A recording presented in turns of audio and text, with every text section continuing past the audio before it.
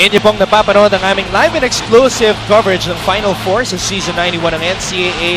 Handog sa inyo ng ABS-CBN Sports. And attention, PLDT Home and Smart subscribers, you can enjoy entertainment everywhere with the country's biggest selection of videos on demand from iFlix. Just visit iflix.com and start your complimentary 14-day trial today. Kanina, nagkaroon po ng awarding para sa photo contest sa Season 91 ng NCAA. At third place, nanalo si August de la Cruz. Second place naman, Dante Peralta. Pero silipin muna natin itong third place photo ni Sir August de la Cruz ng Philippine Daily Inquirer. Now this is Mr. Dante Peralta. This is a emotional moment right here. Na-eliminate ang Perpetual Altas, Scotty Thompson, played in his final game sa NCAA, last year's MVP. At ito naman ang nagwagi bilang first place sa NCAA Season 91 photo contest. The title is The Lion and the Stag. Congratulations to Sir Benjamin C. Maniklang ng Bagong Tiktik Tabloid. So congratulations po kay Mr. Maniklang, Mr. Peralta, and August de la Cruz, first, second, and third place winners respectively sa NCAA Season 91 photo contest. Maraming salamat muli sa inyong pagtutok ngayon ng Don Rojas alongside Coach Olsen, Rosella, and of course you saw Roxanne Montalegre, our courtside reporter earlier. Now Coach Olsen, 13.5, yan ang average margin of victory ng San Beda kontra sa JRU in their elimination round meetings. But a different story here in the Final Four. JRU making things interesting. Oh, 13.5 binanggit, pero ngayon nasa negative 2 ang San Beda dahil JRU na mamayani sa kanila. At tignan natin ang field goals. Ang stats for the first half. Field goals, 37% for JRU, 30% lamang for San Beda. Sa 3-point field goals naman, 2 out of 10 for JRU, 4 of 10 for San Beda. Pero ito, points in the paint. Pinag-usapan mo yung kanina, ang San Beda is number 1 in the league when it comes to points in the paint. Pero dito sa larong ito, 6 lamang sila at 18 points pa ang JRU. So JRU pang namamayani. But in the rebounding department, dumidikit ang JRU. Normally, when you have tall front like San Beda, tambak na ang kalaban nila sa ganito. Pero right now, dikit pa, 25-23 in favor of San Beda. That's just an alarming stat if you're Coach Jamay Karin. Number 1 ka nga sa points in the paint, but a different story dito sa Final Four. Top performers para sa dalawang kupunan. Yes, we have Amer with 8 points, Sara with 5, Sorella with 5. At di natin nakikita pa dyan si Art de la Cruz at si Ola Adiogon nga na nabanggit mo kanina na scoreless pa rin dito sa larong ito. At ito naman ang mga top performers sa panig ng Jose Rizal University. The surprise starter, itong sophomore na si James Astilla, naunguna para sa kupunan ni Coach Vergel Meneses. Yes, pinasok ni Coach Vergel mainly to play defense against Ola Diogun. But ito, pinakita niya na hindi lang depensa pwede siya, kundi offense. And 6 points for him, 6 points for Putucci, and 5 points for De La Paz. Now, before this game, Coach Olsen, pinag-usapan natin ang iyong keys to success para sa bawat panig. One of the keys to success para sa San Beda is to contain itong scoring duo ni Chodoro and Pontejos. Yes, kung nakikita natin, so far ang San Beda doing a good job of really containing itong dalawang mama ng JRU, si Pontejos at si Teodoro. Between them, 2 out of 14 lamang, 14% field goal. So pinapahirapan talaga ni Coach Jamaic itong dalawang player ni Coach Vergel Meneses. Balikan natin ngayon ang full list ng Coach O's keys to success. Alin dito ang na-check ng San Beda, Coach Olsen? Well, so far, ang San Beda, play with a sense of urgency para sa akin, hindi pa. Okay. Piling-pili pa lamang kung sino ang talagang maganda linalaro. Pangalawa, contain the scoring duo, Teodoro Pontejos, check for me. Okay. Dahil maganda yung kanilang defense against these two players. Although hindi maganda yung defense nila sa ibang mga players. But handle JRU pressure, they have committed 8 turnovers as compared to only 4 for JRU. And aside from that, sa tingin ko, they are having problems with scoring. And part of that is execution. So hindi maganda masyado execution. So para sa akin, X din yon for San Beda. Samantalang JRU, first key, believe. With them having a 2-point lead, I think they believe that they can win this game. So check for that. Sa pangalawa, limit production of the Big Red Machine. So far, ito si De La Cruz only with 3 points to show and 1 rebound and 3 assists in their last game against JRU. Triple-double nga siya. So check yan para sa akin. At sa pangatlo naman, control the boards. Like we said, ang San Beda, napakalaking mga players so far in the game, 25-23. Although sa lamang ang San Beda in that department, nakakadikit naman ang JRU. So they have controlled the board so far in the first half. So check uli yan para sa akin. 3 checks para sa Heavy Bombers, isa lamang para sa Red Lions. Kaya naman lamang ang kubunan ni Coach Vergel Meneses sa simula ng ating third quarter. 32-30 ang ating official score. Maraming salamat muli sa pagtutok ngayon. Ako po ang inyong lingkod, Anton Rojas, kasama si Coach Olsen Racela, and at courtside kasama rin natin si Roxanne Monte Alegre. Unang possession para sa San Beda, binigay sa halimaw sa ilalim. Ola Adiogon, unang puntos ni Adiogon dito sa bakbakan na to. Siyempre, di pwedeng scoreless ito si Ola Adiogon hanggang tumagal itong larong ito. At alam din ng San Beda yan. Kaya first possession of the second half, pinuntahan nila agad si Ola Adiogon. Strong move of the game brought to you by Smart. Live the Smart Life. We have a lot of familiar names watching us. One of them, Coach Louie Alas, nakatutok ngayon, dating champion coach ng Letran. I know, Coach Louie, you're very happy dahil nakabalik ang Letran sa finals after beating Mapua earlier today. Tanong ni Coach Louie, kung mananalo ang San Beda today, Coach Olsen, when is the first game? Coach Louie, the first game of the finals will happen on Friday kung mananalo ang Red Lions kontra sa JRU. At sabi niya, ano daw, high to idol alls, sabi ni Coach Louie Alas. High to idol alls. Yan ang talagang tinitingala ako simula nung naglalaro pa lang ako si Coach Louie Alas. Dahil pinapanood ko na yan, ina-idolize ko yan, maliit pa lamang ako. And hello also to Kagawad Hubert Rojas, Lito, and Bong of Barangay 76 ng Pasay City, nakatutok ngayon. At ang aking dating teammate na si Paulo Sulit, nakatutok via laptop sa Pangasinan. So, kung saan man kayo nanonood, maraming salamat po. Ito po ang aming exclusive ABS-CBN sports coverage ng Final Four sa Season 91 ng NCAA. Magandang bakbakan to. JRU kontra sa San Beda. It's a do-or-die situation para sa JRU. Ola Diogun, napasobra yung kanyang tira. Balik ang bola sa panig ng Heavy Bombers. Balikan muna natin ngayon si Roxanne Montealegre. Roxanne? At kasama ko ngayon si Dr. Marvin Reyes, Professor of Lit in San Beda. Player natin ngayon is si Jose Koga. Prof, how is Koga as a student? Is he the typical serious one? Yeah, actually Koga, just like any other students, is the kind of cool. Pakul lang siya, pero at the end of the day, Koga is still beating the deadline. He's he's on the spot of studying. And Koga is a kind of person na hindi siya ganun ka-studious, pero pag nag-aral, bigay na bigay. So tingin nyo, paano na-meet Koga yung deadline? Especially, they have a lot of practices. I think Koga, no, dito natin makikita yung sanay sila mag-divide, sanay sila mag-measure, sanay sila kung paano i-balance ang kanilang pag-aaral at ang training at ang pagtatrabaho o ang paglalaro. There you have it, Professor Dr. Marvin. Maraming salamat, Roxanne. Siyempre, malaking responsibilidad ang pagiging isang student-athlete. And that was a great interview describing Jose Koga, kanyang attitude bilang isang student-athlete. Of course, he's one of the graduating players sa panig ng San Beda College. At hindi madali ang trabaho maging student-athlete. Ano? After going to class, may practice ka bang pinupuntahan. And sometimes, 4 hours of practice kasama pa weight training dun. Fast play of the game brought to you by PLDT Home PSL, the #1 home broadband basket ni Tay Chodoro.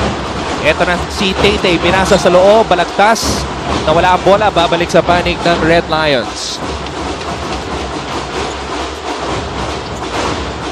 We've had 4 deadlocks in this ball game. A game of runs ang ating naparoon so far sa pagitan ng Red Lions at Heavy Bombers. Koga, nakita si De La Cruz. De La Cruz umikot, natapik ang bola, napulot ni Sorella. At 3-second violation ang tinawag dito kay Michael. Maraming beses na tayong napapansin at natatawagan itong San Beda sa 3-second violation. I think they had 2 calls also kanina ng 3-second violation sa first half. 36-33 ang ating talaan. JRU kontra San Beda.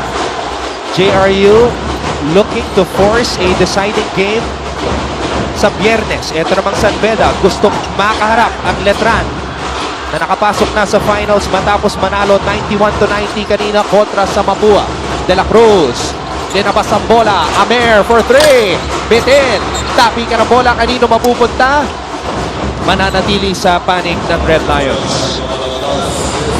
Si Balagtas at si Astilla taking turns of really guarding itong si Ola Diogo. Ito si Astilla, nakaupo na ngayon. Pero ito ngayon si Balagtas ang tatrabaho para depensa nito si Ola Diogo. Sorella umatake, ninabas ang bola kay Amer. 8 segundo ang nalalabit sa shot clock. De La Cruz, half step, wala. Rebound na Sketty. Papansin mo, kanina pang nahihirapan itong San Beda sa kanilang opensiba. Not really good execution for them. Samantala ito sa JRU, kanina pa hinahanap ni Pontejos yung 3-pointer na yun. 6 na ang kalamangan ng JRU, matching their biggest lead of the game. Paulo Pontejos, pakalawang 3-pointer ni Pontejos dito sa bakbakan na to. He's got 6 points. Tight defense, pinapakita ni Paulo Pontejos. Boga, umatake, naagawan. At babalik ang bola sa panig ng JRU. Balikan natin itong huling play. A master guwapo move of the quarter. Watch out for more guwapo moves. Powered by Master Secreto ng mga guwapo. Now before that shot, Pontejos was 1 for 10 from the field, and the reaction from the aerial Voyager. Coach Verhel Meneses, Copico 78, best recharge moment brought to you by Copico 78, Copico's best latte ever. Yes, ganun na lamang ang reaction ni Coach Verhel Meneses dahil alam niya na importante itong si Pontejos sa kanyang campaign. If they really want to win this game, may kailangan pumutok din ito si Pontejos. Pontejos sa kanilang huling laban, hindi siya masyado nakapag-practice because of the passing of his father. Only played 11 minutes, just 2 points. Pero sa labang ito, nag-start si Pontejos at ibang klaseng swagger ang kanyang pinapakita. And speaking of swagger, harap-harapan, tinirahan ni Tete Chodoro, si Michael Sorella, bang-bang! At malaking problema yan pag nag-init na itong dalawang players ni Coach Verhel Meneses, talking about Teodoro at Pontejos. Sa kabilang panig naman, Ola Adiogun starting to heat up. Strong move of the game brought to you by Smart Live, the Smart Life. Kaya lang, lamang ang Heavy Bombers, 42-35.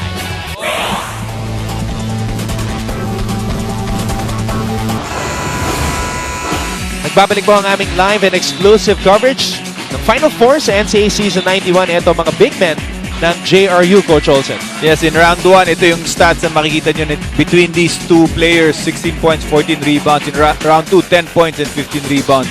Normally, yung stats na yan, enough na yan to match the scoring and the rebounding of Ola Adiogun. But in today's game, sila ang nananalo dun sa matchup na yon. Between them, they have 11 points and 10 rebounds. Ola Adiogun only has 5 points and 6 rebounds dito sa game natin. Samantala, si Jose Amer, naipasok niya ang kanyang pangatlong 3-point bomb. As we mentioned, we haven't seen the best of Jose Amer this season, but the whole San Beda community is waiting for the return of the true hammer. And here he is, Amer, too strong on that triple. Napulot ni Koga ang bola. That's a foul on Tete Teodoro.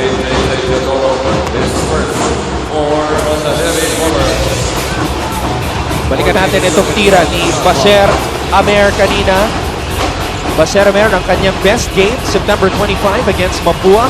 He played 30 minutes and scored 15 points. That was his season high. CP pa yun, Anton, for a player like Jose Amer, 15 points na yung kanyang season high. So it just shows you na talagang nahirapan siya dito sa season 91 ng NCAA because nga of that shoulder injury. He had a dislocated right shoulder, missed 9 games.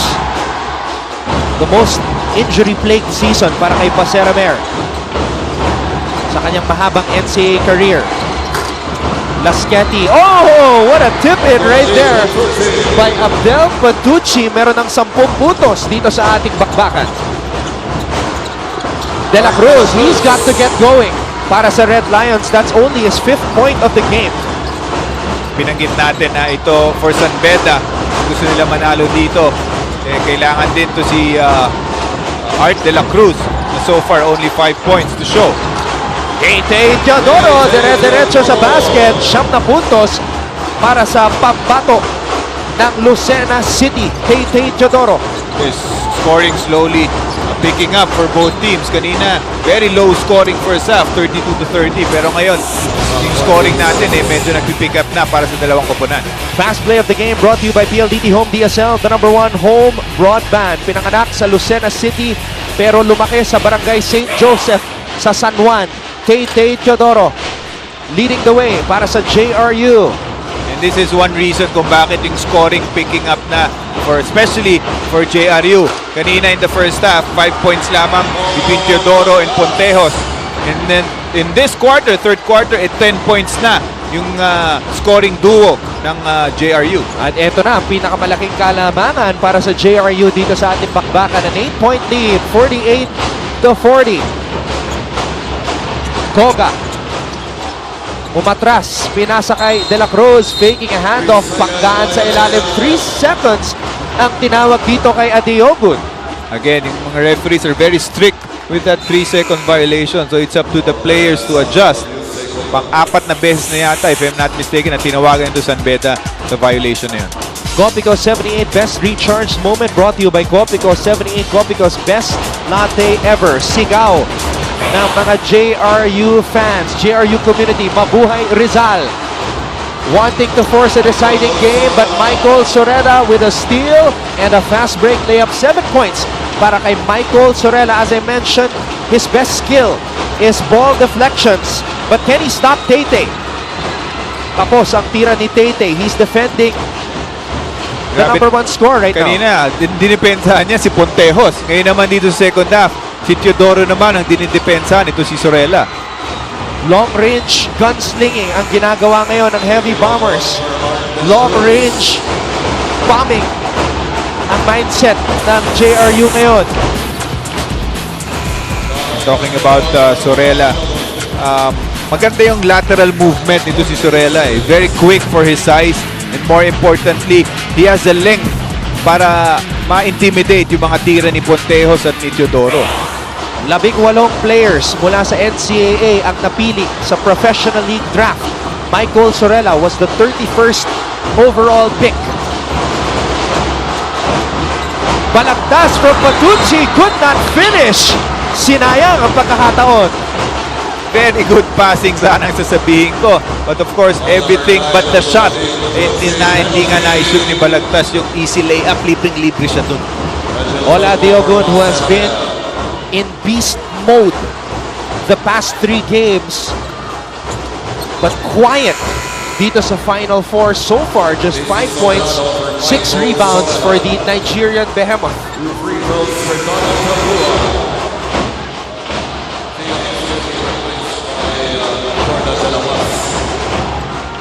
Jordan De La Paz nagbabalik para sa panig ng JRU. One of the veterans ni Coach Vergel Meneses. Donald Takwa from Cameroon making the first free throw. And pati itong player na to si Tankwa, who normally is very efficient. Binanggit natin yun in our past coverages, so past games nila. He averages 15 minutes a game and scores 10 points, an average of 10 points. But in this game, so far, hindi ganun kagrabe ang produksyon ni Tankwa. But he is one of the most efficient players sa season 91 ng NCAA. Ang kanyang koponan down 43-48. Handoff para kay Pontejos.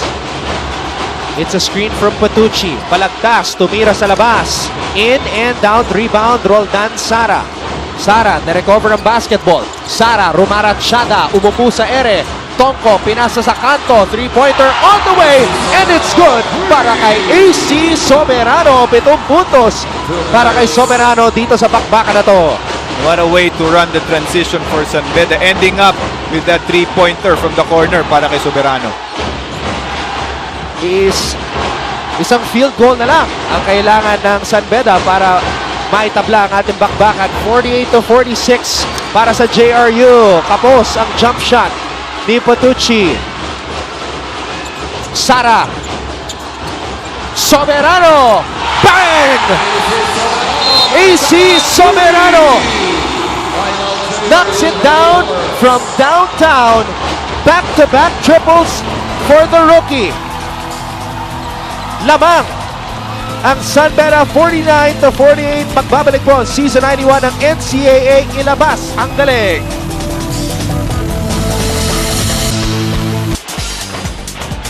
Recharge with Copico 78. Copico's best latte ever.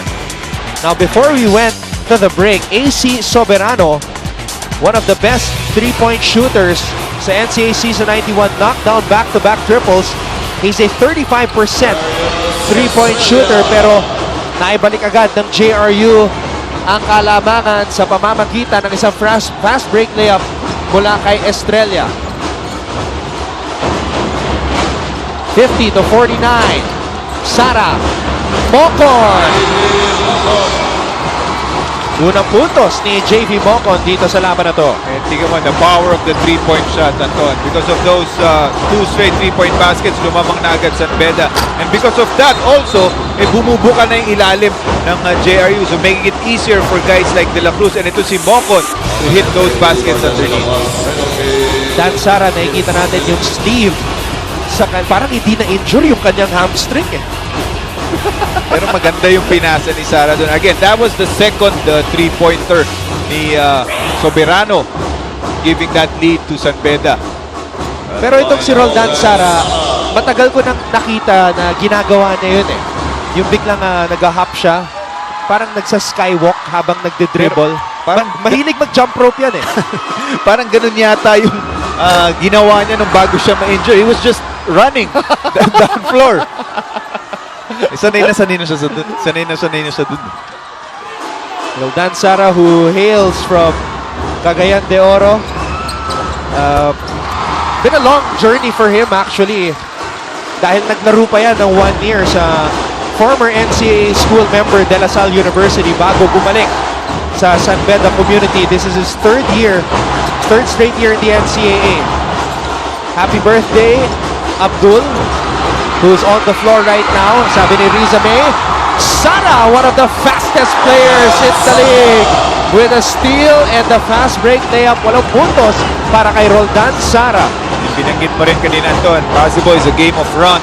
At itong San Beda ngayon making a run dito to end the third quarter. And a steal. Sara, pinasa kay Soberano. Soberano with a fake. Mocon with a rebound and Mocon with a putback. The Red Lions are on a stampede dito sa Mall of Asia Arena sa lungsod ng Pasay.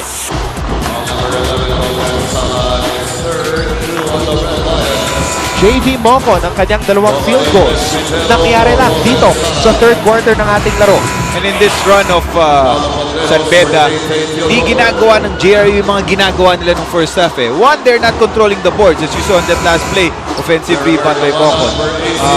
Two, hindi nila talaga dinedepensa nitong actually ang San Beda really doing a good job of executing at not making it difficult for the players of San Beda itong depensa ng JRU. Nakita natin kung paano kung gaano kaganda yung depensa ng JRU in the first half, limiting San Beda to only 30 points. But so far in the third quarter, and dami nang nasushoot into San Beda Red Lions. Now we've seen Coach Jamaica Rin do this numerous times throughout the season. Ginagamit niya ang kanyang third stringers, aka shock troopers. Bonsubre, Presbitero, on the floor, Cedillo also. But they're unable to do their job as Jordan De La Paz knocks down a long bomb. At humihingi pa ng foul itong veterano si Jordan De La Paz. Again, it was a very big third quarter for San Beda after being held to 30 points in the first half. 26 ang ginawa nila sa third quarter, so 56 points to end the third quarter. Will San Beda make it to the finals for the 10th straight season? Or will JRU force a deciding game sa Biyernes? Alamin sa pagbabalik ng bakbakan sa pagitan ng Red Lions at Heavy Bombers dito lang sa ABS-CBN Sports in Action. Ito po ang Final Four ng Season 91 ng NCAA. Ilabas ang galing.